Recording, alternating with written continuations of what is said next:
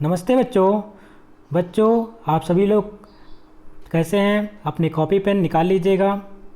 आज हम पढ़ने वाले हैं अपनी पाठ्य पुस्तक कक्षा 7 का मंजरी, और इसमें हम पढ़ेंगे पाठ 5 में भारतेंद्र हरिश्चंद्र द्वारा लिखित निज भाषा उन्नति।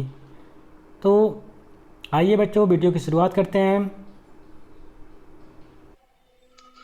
निज भाषा उन्नति अहै भारतेंदु हरिश्चंद्र जी द्वारा रचित है। भारतेंदु हरिश्चंद्र आधुनिक हिंदी साहित्य के पितामह कहे जाते हैं। वे हिंदी में आधुनिकता के पहले रचनाकार थे। हिंदी साहित्य में आधुनिक काल का प्रारंभ भारतेंदु हरिश्चंद्र से ही माना जाता है। हिंदी के महत्व और उत्थान के संबंध में वे कहते हैं, निज भाषा उन्नति अहै सब उन्नति को मूल, बिन निज भाषा ज्ञान के मिटै न हिय को शूल। अर्थात मातृभाषा की उन्नति के बिना किसी भी समाज की तरक्की संभव नहीं है, तथा अपनी भाषा की ज्ञान के बिना मन की पीड़ा को दूर करना भी बहुत मुश्किल है। करहूं विलंब न भ्रात अब उठहूं मिटावहूं शूल, निज भाषा उन्नति करहूं प्रथम जो सबको मूल। मन की पीड़ा को दूर करने में जरा भी देर नहीं करनी चाहिए, क्योंकि अपनी भाषा की उन्नति ही सभी उन्नतियों का आधार है। प्रचलित करहूं जहान में निज भाषा करी जत्न, राज काज दरबार में फैलावहूं यह रत्न।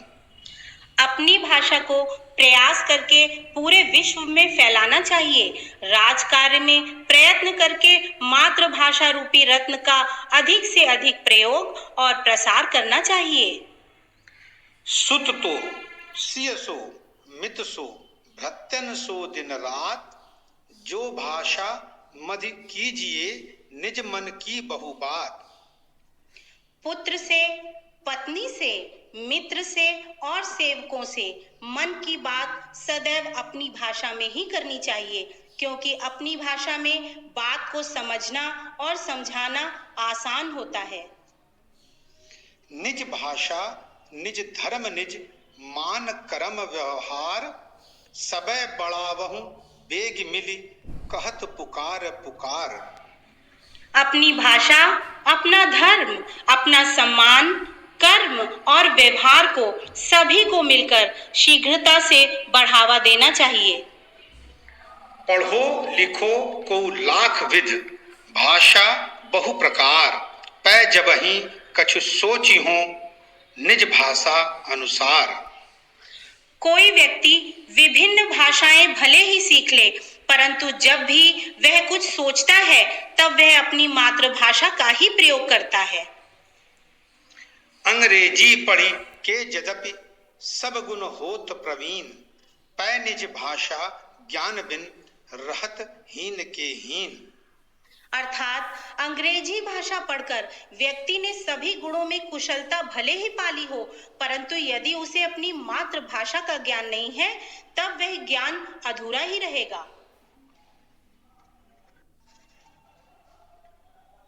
भारतेंदु हरिश्चंद्र जी ने घर में फूट एवं उससे होने वाले दुष्प्रभावों के बारे में बताया है कि जगत में घर की फूट बुरी, घर के फूट ही सो बिनसाई सुबरन लंकपुरी, फूट ही सो सत कौरव नासे भारत युद्ध भयो, जाको घाटो या भारत में अबलों नहीं पुजयो, फूट ही सो जय चंद बुलायो जवनन भारत धाम, जाको फल अब लौ भोगत सब आरज होई गुलाम, फूट ही सो नवनंद विनाशो गयो मगध को राज, चंद्रगुप्त को नासन चाहियो आपु नसे सहसाज, जो जग में धन मान और बल अपनी राखन होए, तो अपने घर में भूले हूँ फूट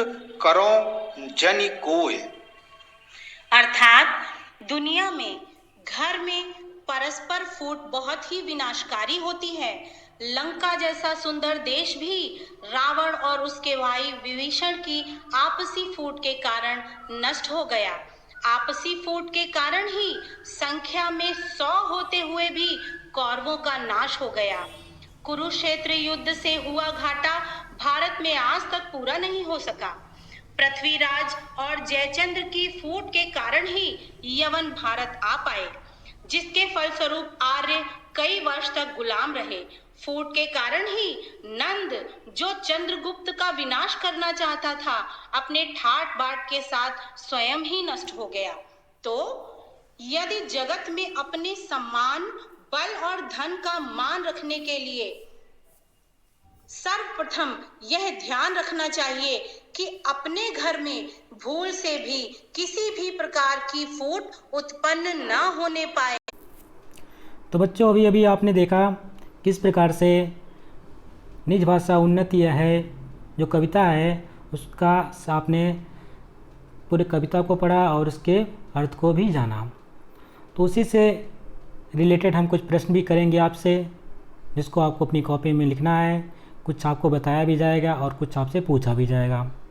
तो पहला प्रसंग आपके सामने है। पहले प्रसंग का आपको संदर्भ सहित व्याख्या करना है, यानी संदर्भ, प्रसंग और भावार्थ। तो जिस प्रकार से आपने पहले वीडियो में देखा, सेम टू एस जैसे उसमें किया था वैसे ही इस वीडियो में करेंगे। तो पहला प्रसंग बच्चों है निज भाषा डैश को सूल। अपनी बुक से आप इस कविता को नोट कर लीजिएगा। आपको बुक मिली होगी, वो बुक को खोलिएगा। पाठ नंबर 5 कक्षा 7 का पाठ नंबर 5 खोलेंगे, जो भारतेंदु हरिश्चंद्र द्वारा लिखित कविता है, उसको देखेंगे वहाँ पे। तो उसका बच्चों संदर्भ कैसे लिखा जाएगा अपनी कॉपी में, तो अपनी कॉपी पेन निकाल लीजिए, लिखना स्टार्ट करिए। संदर्भ में लिखेंगे जो प्रस्तुत पंक्तियाँ हैं हमारी पाठ्य पुस्तक मंजरी, जो हमारा बुक है उसका नाम क्या है, मंजरी, के निज भाषा उन्नति नामक कविता से ली गई है। इसके रचयिता भारतेंदु हरिश्चंद्र है। तो बच्चों, आपको जो संदर्भ होता है, संदर्भ में क्या क्या ज़रूरी होता है लिखना। एक तो आपके पाठ्य पुस्तक का नाम, यानी किस जो बुक आपका है, कौन सी बुक है उसका नाम लिखना होता है। किस कविता से लिया गया है, कविता का नाम जो होता है उसका लिखना होता है। कविता का जो शीर्षक होता है, शीर्षक को लिखना होता है। और जो उसके जो कविता के रचयिता होते हैं, जो कवि होते हैं, उनका नाम भी लिखना ज़रूरी होता है। तो इतनी चीज़ आपको ध्यान में रखना ज़रूरी होता है। एक तो रचयिता, फिर उसके बाद किस कविता को, यानी कौन कविता लिखा है, जिसको शीर्षक कौन है, शीर्षक लिखना होता है। और किस बुक से लिया गया है, बुक का नाम भी लिखना अनिवार्य है। इस प्रकार से आपका संदर्भ कंप्लीट होता है। फिर प्रसंग में आपका लिखेंगे, प्रसंग में लिखेंगे उस प्रसंग में कवि कहना क्या चाहता है, किसके बारे में बात कर रहा है, उससे किस चीज़ को, किस बात पे वो ज़्यादा बल दे रहा है, उसको लिखना होता है। तो जिस प्रकार से पहले प्रसंग में कवि ने भाषा की उन्नति के बारे में बात की है, तो वही चीज़ हम इसमें प्रसंग में लिखेंगे। तो हम लिखेंगे कवि ने अपनी भाषा की उन्नति के लिए कहा है प्रसंग में। फिर अगला हमारा हेडिंग होता है बच्चों व्याख्या। व्याख्या में हम क्या करते हैं, जो पहला प्रसंग है उसका हम अपने शब्दों में उसका हम अर्थ निकाल करके, जो हम अपनी आम लैंग्वेज अपनी भाषा में बोलते हैं, उस भाषा में लिखना होता है। तो जिस प्रकार से आपने उस कविता को पढ़ा, पहला प्रसंग पढ़ा, पढ़ने के बाद उसका अर्थ क्या निकला, जो कवि भारतेंदु हरिश्चंद्र जी कहते हैं कि सब प्रकार की उन्नति का आधार अपनी भाषा, यानी कि हिंदी की उन्नति करना है। अपनी भाषा हिंदी के ज्ञान के बिना हृदय का दुख, यानी जो दुख होता है शूल, दूर नहीं हो सकता। ये पहला प्रसंग का भावार्थ संदर्भ सहित व्याख्या हुआ। अब बच्चों एक दूसरा है, जो लास्ट वाला आपने प्रसंग सुना होगा, जो आपने सुन रहे होंगे इसमें वीडियो में, तो आपको एक लास्ट में प्रसंग मिला होगा, घर की फूट बुरी, यानी कि घर की जो फूट है बुरी होती है। कैसे, उस प्रसंग में हम जगत में जन कोई का जो प्रसंग है उसका आपको अपनी कॉपी में लिख करके दिखाना है। कैसे लिखेंगे, दो चीज़ हम बता देंगे, एक संदर्भ आप जान लीजिए, दूसरा प्रसंग जान लीजिए। लेकिन जो व्याख्या है आपको इसी वीडियो में से सुन करके जो वहाँ पे बताया गया है वहीं से लिखना होगा। तो ये प्रसंग दूसरा है, जगत में डैश जन कोय। इसका संदर्भ होगा बच्चों, संदर्भ आपने देखा क्या क्या लिखा जाता है, ज़रूरी होता है। एक तो अपनी पाठ्य पुस्तक का नाम, एक होता है निज भाषा, यानी कि जो शीर्षक है शीर्षक का नाम। उसके बाद कौन सा प्रसंग दिया है, प्रसंग की बात भी लिख सकते हैं यहाँ पे, घर की फूट की बात की गई है, नामक कविता से ली गई है। इसके रचयिता कौन है, और इसमें रचयिता यानी कवि का भी नाम लिखना अनिवार्य होता है। तो हम लिखेंगे प्रस्तुत पंक्तियाँ हमारी पाठ्य पुस्तक मंजरी के निज भाषा उन्नति नामक घर की फूट बुरी नामक कविता से ली गई है। इसके रचयिता भारतेंदु हरिश्चंद्र हैं। यहाँ तक बच्चों हो जाएगा। उसके बाद प्रसंग, उस प्रसंग में बच्चों बात किसकी की गई है उसको भी आप लिखेंगे। जिस प्रकार यहाँ पे लिखा गया है, कवि ने अनेक उदाहरण देते हुए घर की फूट को बुरा बताया है। धन, मान और शक्ति की चाह करने वालों को घर में फूट नहीं पड़ने देना चाहिए। तो ये इस प्रकार से आप अपनी कॉपी में नोट करेंगे। जो इसका व्याख्या होगा वो व्याख्या 5 लिखेंगे बच्चों, उसको आपको सुन करके लिखना है।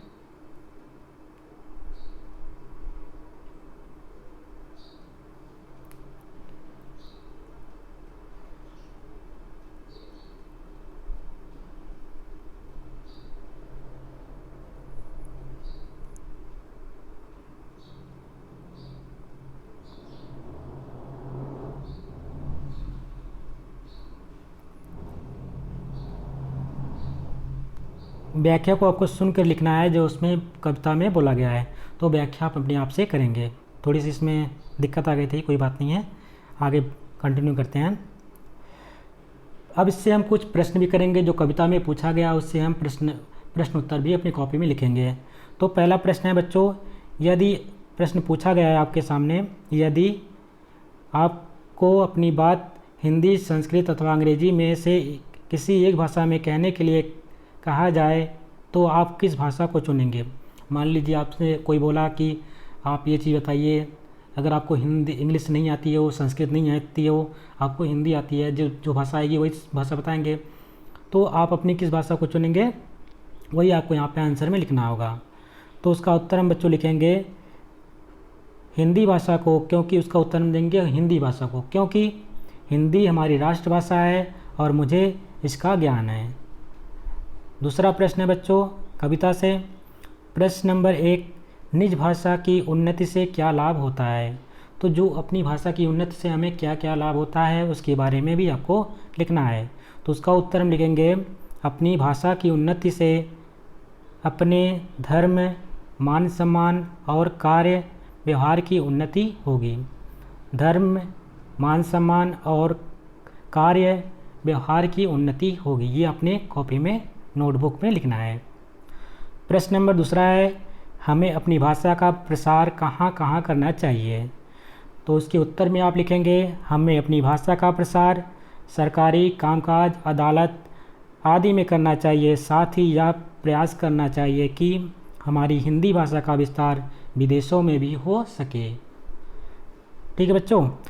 तीसरा प्रश्न हमारा है, कवि ने अपनी भाषा के अतिरिक्त किस किस को बढ़ाने की बात की है।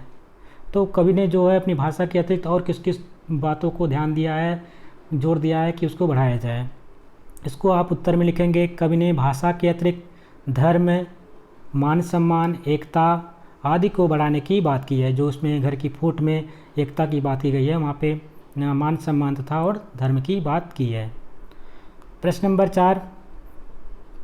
4 और आखिरी प्रश्न यही है आपका, कवि ने महाभारत के युद्ध का क्या कारण बताया। जो महाभारत का युद्ध हुआ था पांडव और कौरवों में, उसका मेन कारण क्या था। तो बच्चों उसमें भी क्या था, इसमें हम लिखेंगे कवि ने महाभारत के युद्ध का कारण कौरव और पांडव के बीच आपसी फूट को बताया है। कौरव और पांडव जो थे उनके बीच आपसी फूट हो जाता है, उसी का मेन कारण है। तो बच्चों आपको इस सबको कॉपी में नोट करके उसको फ़ोटो खींचेंगे। फ़ोटो खींचकर अपने ग्रुप में, जो व्हाट्सएप ग्रुप कॉलेज का स्कूल का बना है, उसमें सेंड कर देंगे। थैंक यू बच्चों।